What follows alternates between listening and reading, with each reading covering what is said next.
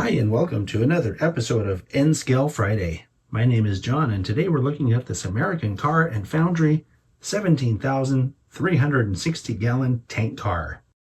This model comes from the Atlas Master Series, and the MSRP at the time of this recording on the Atlas website is $39.95.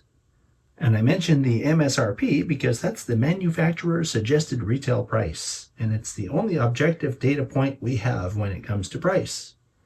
Now, Atlas does have a whole bunch of these listed on their website, including the green Kaiser Chemicals one that we looked at recently, and I think that your best bet probably is to go to the website, see if they have the one or ones you need, and then shop around for the best price, because it will be different depending where you go. The paint and markings on this car are really nicely done. I especially like the conspicuity striping that puts it as a more modern car compared to some others that don't have those stripes. And I was also noticing as I was looking at it with my magnifying lenses that you can read most of the writing on it.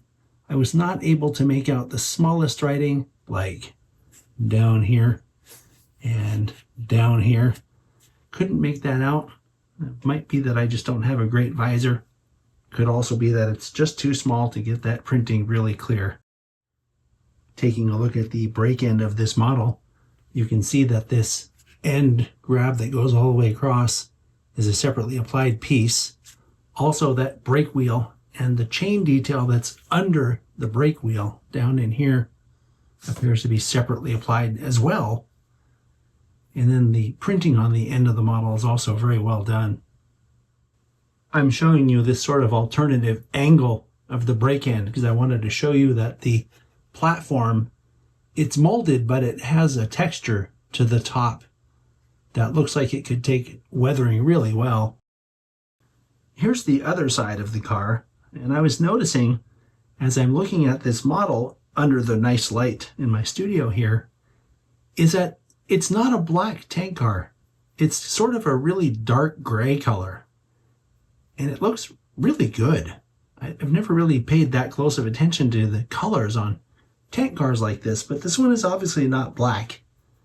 Also, did you notice this car is patched?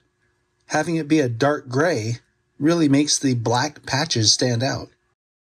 Anyway, looking at this side, you can see it also has those conspicuity stripes on this side, right? Here, there. And there's also a placard holder down here. And when we were looking at the green model, I pointed out at this point that there's also some brake detail that shows as you're looking at it from the side angle. We'll look at that in more detail in just a second. But also, maybe a little harder to see because until I tilt it, but you can see that there's also a grab here that's a very thin, finely rendered grab that goes across the entire length of both sides of this car.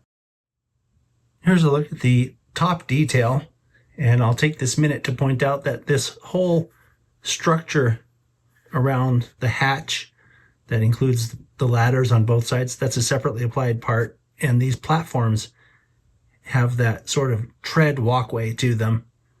And the hatch looks pretty good too. And here's a look at the bottom detail as promised, and you can see that brake detail here that was sort of showing from the side angle, and then also from this angle you can see that these are truck mounted couplers. The model weighs 1.2 ounces.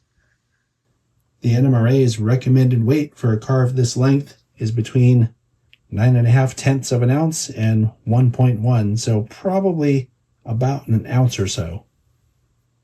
I mentioned while we were looking at this model that I really like that sort of dark gray paint scheme of it. It's not quite black. It's kind of not quite gray. It's sort of in between. It's like a light black or a dark gray. And the conspicuity stripes really sort of set off that really nicely. So other than that, it's just a very solid model. So great job, Atlas. I'll see you next time.